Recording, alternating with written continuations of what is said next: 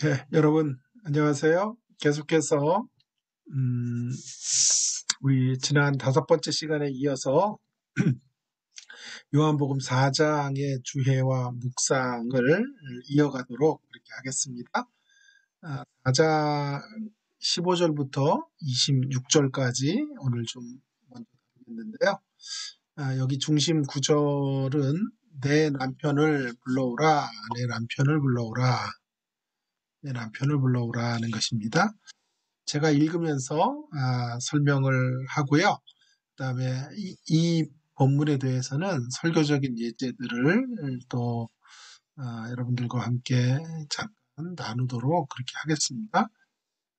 물을 매개로 접근해 오신 예수님에게 사마리아 여인의 반응이 궁금합니다. 어떻게 반응을 했을까 하는 것인데요. 먼저 물을 달라고 하시자 어찌 유대인으로 사마리아 여인에게 물을 달라고 하느냐라고 그렇게 대꾸를 합니다. 아마도 화들짝 놀란 표정으로 예수님을 응시했을 것입니다.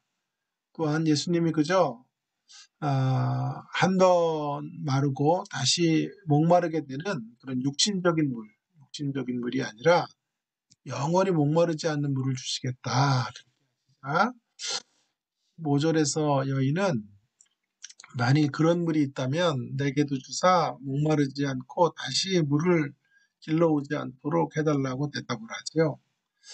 아마도 그녀는 좀 흥망스러운 말이었을 거예요. 어이없이 지금 어이없는 표정을 지으며 예수님을 그렇게 바라보았을 것입니다. 이렇게 놀람과 어이없음이 여인의 반응인 셈이죠. 앞에 여러분 우리 지난번에 살펴보았던 니고데모도 하늘의 진리를 이해하지를 못했어요. 그렇죠? 유대인의 선생이었으나 그가 하늘의 진리와는 영 동떨어져 있었던 것을 우리가 살펴볼 수 있었는데요. 니고데모처럼 그녀도 역시 예수님의 영적인 진리를 이해하지 못하고 있는 것이 분명해 보입니다. 영적인 진리 앞에 서 있는 인간의 인식의 한계를 여실히 보여주고 있는 것이죠. 예수님과 차원이 다른 세계를 사는 그런 우리 인생들이 그분의 진리를 알아들을 수 있다는 것은 사실은 비정상이에요. 못 알아듣는 게 정상이에요. 알아들을 수 있는 것이 비정상, 알아듣지 못하는 것이 정상이에요. 어떤 의미에서 세상이 정상이에요. 못 알아듣죠. 예수님의 말씀을 어떻게 인간의 한계를 갖고 있는 존재들이 알아들을 수 있겠어요. 그런데 감사하게도 우리가 그 심오한 영적인 진리를 이해할 수 있는 사람이 되었다라고 하는 점입니다. 다 이해는 못해도 믿을 수 있게 되었어요. 믿을 수 있게 된 것. 믿음을 가질 수 있게 된 것. 이해해서 믿는 게 아니에요. 믿으니까 이해가 되는 것이죠. 세상의 지식으로 풍성한 스마트한 지혜자들마저도 깨닫지 못하는 하늘의 진리들을 우리가 어린아이와 같은 우리들이 이해할 수 있게 된 것입니다. 진리를 볼 수 있는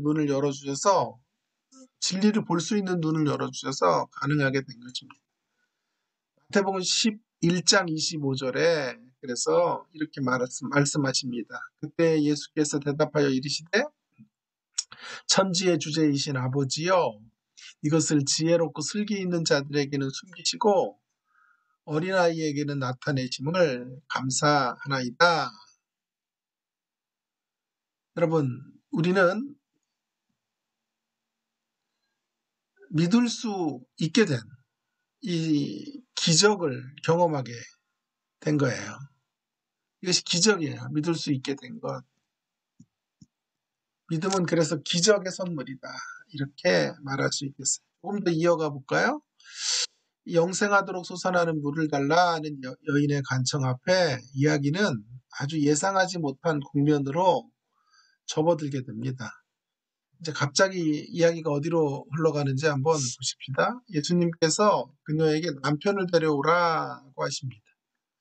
그녀가 자신에게는 남편이 없다고 하자 예수님은 기다렸다는 듯이 그 말이 옳다고 하시며 아, 이 여인에게 남편이 다섯이 있었는데 지금 살고 있는 남편도 그녀의 남편이 아니다라고 말씀하십니다. 여러분 얼마나 힘겨운 결혼 생활과 삶의 무게로 살아온 여인인지를 충분히 알게 해주는 대목입니다. 이쯤에서 질문하지 않을 수 없어요. 아니 왜 예수님은 영생하는 물에 대하여 말씀하시다가 영생하는 물에 대한 하늘의 진리를 설파하시다가 갑자기 그녀의 남편, 결혼 생활에 대하여 언급하고 계시는 것일까요? 이에 대한 답은 이렇습니다. 직면을 통한 치유를 위해서라고 답할 수 있을 것입니다. 건드려서는 안 되는 부분을 건드리지 못하면 복음의 능력이 그 지점에서 작동할 수 없어요. 건드릴 수 없는 대목을 건드리지 않으면 건드릴 수 있는 대목까지만 복음이 들어가요.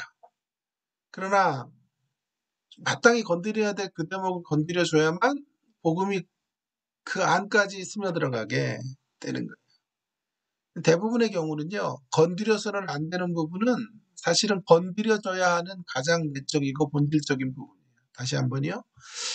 우리가 흔히 건드려서는 안 되는 부분이라고 말하는 그 대목은 건드려줘야만 하는 가장 내적이고 본질적인 부분이에요. 그 부분에 대한 수술이 없이는 증상만을 치료하는 것이기 때문에 예수님은 여인을 문제 앞에 정직하게 직면하게 하신 것이죠. 직면이 답이에요. 때로 아플지라도 직면케 해야 돼요. 여러분 설교자로 혹은 목회자로 우리들의 사명이 바로 이 대목이라는 것을 분명히 우리가 기억을 해야 합니다. 직면을 회피하는 선포는 직무유기예요. 직면을 고려하지 않는 목회는 어찌 보면 본질적 목회 사역이 아닐지 몰라요. 그러나 동시에 반대로 공감치 못하는 차가운 직면은 또 안 돼요. 상대의 상처만을 건드리는 그런 오류를 범하게 되고 말아요. 그렇기 때문에 예수님의 말씀이 정말 진리인 거예요. 뱀처럼 지혜롭고 비둘기처럼 순결한 사람으로 서야 하는 거예요. 이 두 날개가 있어야 돼요. 뱀처럼 지혜, 비둘기처럼 순결함이라는 두 날개로 날아오를 수 있어야 되는 거죠. 그때 비로소 예수님을 통한 치유와 회복의 역사가 이루어질 수 있고 우리가 그 일에 통로가 될 수 있는 것입니다. 이러한 면에서 지난번 강조한 것처럼 존 오웬의 말처럼 우리는 이런 최대한의 지혜와 순결함을 가지고 하나님의 역사 가운데 쓰여져야 되는 도구적 원리다. 인스트루멘탈 코드다. 도구인데 원인인데 도구적 한계를 가지고 있는 원인으로 뱀처럼 지혜로움과 비둘기처럼 순결함을 가지고 우리는 이 사역들을 감당해야 될 것이다 생각합니다. 적용은 두 가지인데요. 영적인 진리를 이해할 수 있고 믿을 수 있는 것이 기적 중의 기적임을 인정하십니까? 이것이 정말 기적이라는 것을 우리가 인정하고 살아야 한다라고 하는 것입니다. 두 번째, 많은 경우에 복음의 말씀을 단지 피상적으로 이해하고 받아들이고 있는 이유가 무엇 때문일까요? 직면하지 않아서 그래요. 직면하지 않으면 심령 패부를 찌르지 못해요. 그러면 겉돌고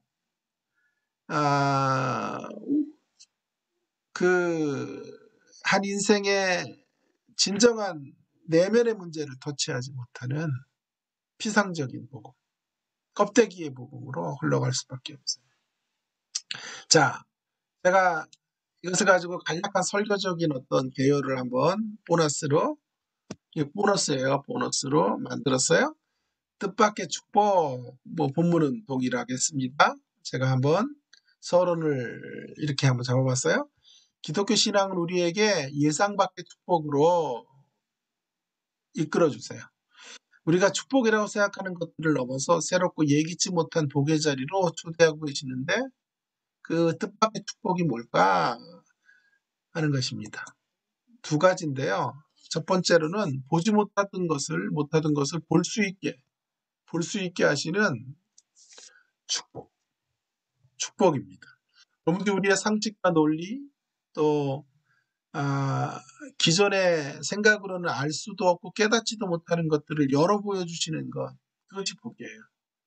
여러분, 보지 못하고 살았으면 어떻게 살았을지, 어떻게 살다가 끝났을지를 한번 생각해보고 우리가 보게 된 것과 보지 못한 것들 차이를 비교해 본다면 그럴수록 우리가 참 진정한 복의 사람, 볼 수 있게 된 것, 우리의 비참함을 볼 수 있게 된 것, 그리스도 안에 살아가는 이 삶의 가치의 고상함을 볼 수 있게 된 것. 우리 전에 물질을 전부로 알고 살았죠. 세상이 전부였죠. 하늘의 진리의 세계를 아무것도 알지 못했던 사람들이었는데 그 세계를 보여주신 것. 그것이 바로 축복이에요. 오늘 본문으로 이런 이야기들을 아까 말씀드렸던 걸 첫 번째 이야기들을 연결하면요. 여인이 생수의 근원이신 예수님을 보는 자리로 초대가 되고 있고 믿는 자리로 나오게 되는 믿을 수 있는 자리로 나오게 하시는 그런 역사에 초대된 것. 그것이 복이에요. 예기치 못한 뜻밖의 놀라운 기대하지 않았던 놀라운 복을 우리가 받게 되는 거예요. 두 번째 뜻밖의 축복이라는 게 뭐냐면 외면하던 것을 직면하게 해주신 외면하며 살던 것. 우리는 외면하고 회피하는 데 명수들입니다. 늘 아픔을 숨기며 삽니다. 상처를 붕대에 칭칭 감고 삽니다. 골방에 들어가서 살아가는 자폐적 삶을 그렇게 살고 있어요. 우리가 예수님을 못 만났으면 이렇게 살다가 끝났을 거예요. 예수님을 만나서 뜻밖의 누린 복은 아픈 상태를 직면하게 하는 것으로 찾아왔어요. 하나님은 아픈 상처를 반드시 직면케 하셔서 그 상처를 넘어서게 하시는 방법으로 우리 가운데 임하셨어요. 직면을 통한 회복과 치유가 이루어지도록 하신 것이 그것으로 다시 피어나는 인생이 되게 하신 거예요. 그래서 예수님께서 말씀하시는 거예요. 네 남편을 불러오너라 하고 아까 제가 오에서 말씀드렸던 것들을 연결하면 되겠습니다. 결론입니다. 여러분 예수님 믿어서 세상 사람들이 원하는 것들을 누리지 못하셔서 속상하신 자들이 참 많아요. 우리 너무나 기복신앙에 길들여져서 우리가 원하는 복의 선물 꾸러미가 내 손에 주어지지 않는 것으로 인해 행복하지 못한 신앙생활들을 얼마나 많이 하는지 몰라요. 그러나 우리는 행복을 위해 살지 않아요. 행복이 아니라 우리가 추구해가는 그 기쁨이에요. 진정한 하나님의 복이에요. 참된 복. 신앙 안에서 더 편한 길을 기독교는 약속하지 않아요. 더 편안한 삶을 보장해주지 않아요. 기독교 신앙. 그러나 더 평안한 길은 말씀해주세요. 편안이 아니라 편안은 아니지만 평안의 길을 우리에게 걸어가라고 하시. 그 길을 제시해 주시고 그 길을 따라오라고 말씀해 주시는 거예요. 이게 복이에요. 세상 사람들이 추구해가는 복과 성경에서 말씀하시는 복은 차원이 다른 복이에요. 그래서 뜻밖의 축복이다. 사람의 책 제목이에요. 뜻밖의 축복. 그는 팔복을 가지고 그런 얘기를 한 것인데요. 뜻밖의 축복. Unexpected then blessing이에요. 우리가 도무지 세상의 가치 안에서는 복이라고 생각하지 않는, 복이라고 생각해 보지도 않았던 그와 같은 것들이 복인 거예요. 우리는 이 땅에 번영하는 것을 복이라고 생각하지만 성경은 우리의 눈이 열려진 것이 복이라고 말씀하고 계시고요. 우리가 외면하고 살았던 우리의 아픔을 직면할 수 있게 되는 거죠. 직면을 통하여 어때요? 진정한 회복과 온전한 변화의 자리로 나아갈 수 있는 사람이 된 것, 그것이 바로 복 있는 인생의 걸음이다 하는 것을 성경은 우리 가운데 말씀해주고 있는 것이죠. 그래서 설교를 한 요 두 가지 대지 정도를 엮어서 설교를 하면 좀 매우 훌륭한 설교적 예제가 될 수 있지 않을까